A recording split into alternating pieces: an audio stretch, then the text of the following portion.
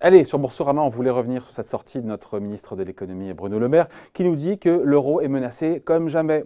Voilà, alors on se dit, peut-être qu'il dramatise un peu quand même à quelques jours des élections européennes, ou peut-être qu'il y a un fond de vérité. On en parle avec Pierre. Bonjour Pierre Sabatier. Bonjour David. Économiste et président du cabinet PrimeView, l'euro n'a jamais été aussi menacé. Je suis tombé de ma chaise quand j'ai écouté le ministre de l'économie. Et il y va fort, il veut mobiliser évidemment les pro-européens quelques jours d'élections, c'est ça, on n'est pas naïf, on n'est pas... Clairement, ça participe d'une stratégie de communication. Et cette saillie-là, en fait, correspond en fait à une succession en fait d'éléments de langage qui visent justement à dramatiser l'élection européenne qui vient en disant attention, en fait, l'Europe est en danger et donc en gros votez plutôt pour nous qui sommes le seul parti en mesure aujourd'hui en fait de la défendre dans ce climat hyper anxiogène.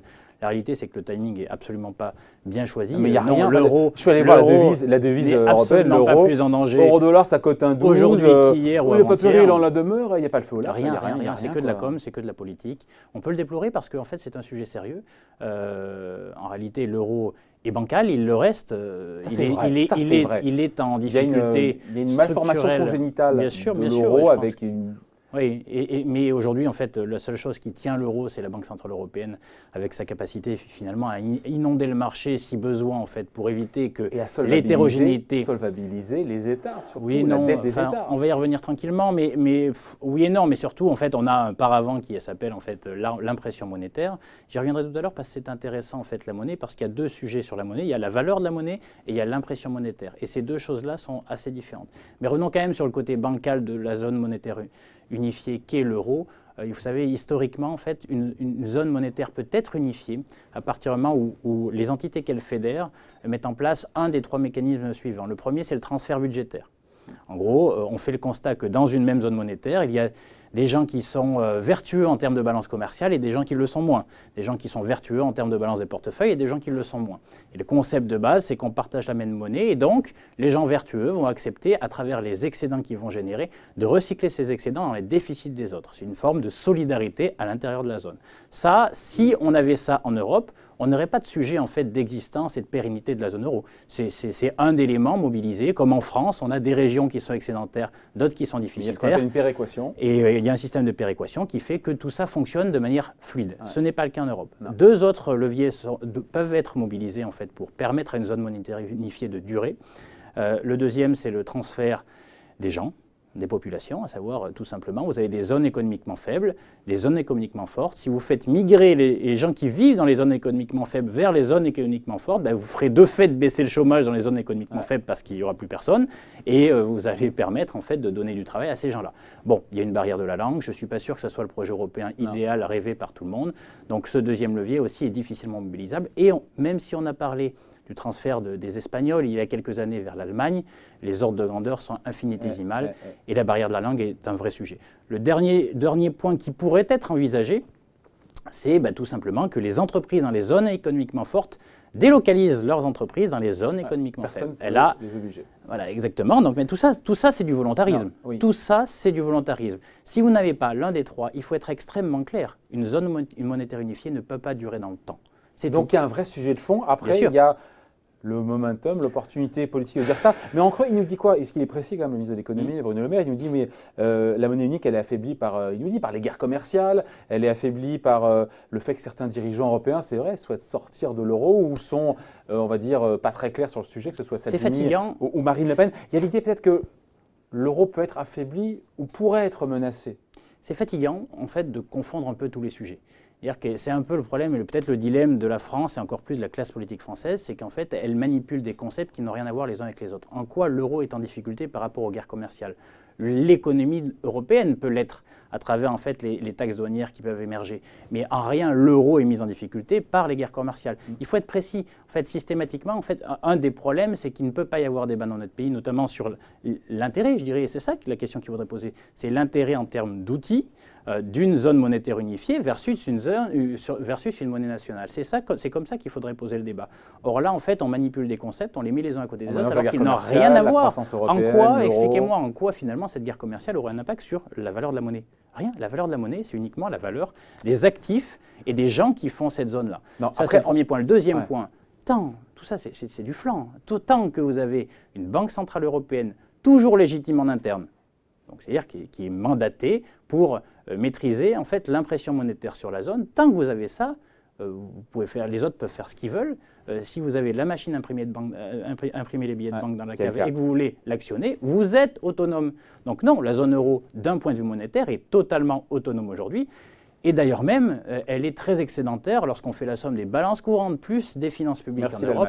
On est très excédentaire. Après, on n'est pas. Oui, mais l'Allemagne, les Allemands pourraient dire merci au reste de l'Europe parce que les excédents allemands correspondent au déficit des autres. Évidemment. Voilà. Ça se joue à deux. Après, on le sait aussi, il y a des points noirs en zone euro. On a quand même l'Italie, croissance nulle cette année, contre 1% attendu par le gouvernement. 0%, c'est ce que nous dit en gros l'OCDE. Ça veut dire que potentiellement les déficits publics et la dette va continuer à exploser en Italie. Ça peut engendrer des tensions avec la Commission. Et on se dit qu'effectivement, l'euro, s'il y a un problème sur l'Italie, ce n'est pas la Grèce. C'est un sujet politique. Politique veut dire vie de la cité. Alors, vous avez des pays à l'intérieur qui peuvent juger qu'une zone monétaire unifiée, au regard de l'incapacité de mobiliser l'un des trois leviers que j'ai évoqués tout à l'heure, transfert budgétaire. Si l'Italie fait faillite, mais alors l'Italie ne fera jamais faillite. Alors, bien sûr que oui, mais alors, comprenez bien que dans un pays riche, on choisit de faire faillite. Ce n'est pas le marché qui vous dicte. Parce que normalement, dans un pays riche, vous avez toujours une banque centrale associée avec une machine à imprimer des billets de banque dans votre cave et qui fait que si vous êtes en difficulté, vous pourrez toujours imprimer des billets de banque. Alors la valeur de ces billets, bien sûr, va avoir tendance à décliner, mais bon, globalement, en fait, vous êtes autonome. Donc, aussi, ça, encore une fois, une faillite et un défaut d'État se choisit et ne se subit pas.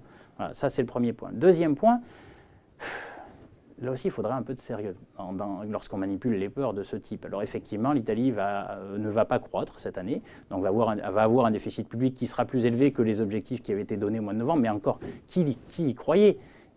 Où sont les observateurs crédibles qui jugent? Il était évident que le taux de croissance qui était prévu, à savoir 1% ou plus de 1%, en fait, ne serait pas atteint au regard des conditions de financement, notamment en Italie. Mais au-delà de ça, peu importe. C'est aujourd'hui, l'Italie est excédentaire en termes de compte courant. Ce qui compte, nouveau, ça. Non, mais bien sûr, c'est pas nouveau. En fait, ça a été, en gros, ils ont reconstitué en fait leurs excédents depuis 2012. Donc ça veut dire quoi? En fait, vous avez un risque de faillite dans un pays lorsque les excédents privés sont insuffisants pour financer votre déficit public. Excusez-moi le propos, mais on s'en fout du déficit public italien, et d'ailleurs les Italiens ont raison de ne pas s'en préoccuper, parce qu'en face, ils ont des excédents courants suffisants pour le financer. L'équation en économie, pour savoir si une zone est autonome ou pas, ou dépendante des autres, c'est tout simple. C'est qu'il faut qu'il y ait suffisamment d'épargne à l'intérieur de ce pays, donc que l'écart entre l'épargne et l'investissement soit positif, auquel s'ajoute la balance des comptes courants, à savoir qu'on exporte plus qu'on importe pour financer les déficits publics. L'équation est équilibrée en Italie. Je peux vous mettre mon billet que l'Italie ne fera pas faillite dans un horizon de temps prévisible. C'est aujourd'hui mécaniquement impossible. Et les gens qui ne l'ont pas compris, soit le font... d'intérêt, il y a un excédent budgétaire. Et en plus, il n'y a pas de déficit budgétaire. Il n'y a pas de déficit public avant paiement des intérêts. Bon. Donc tout ça fait que... Non, mais Soit c'est manipulé.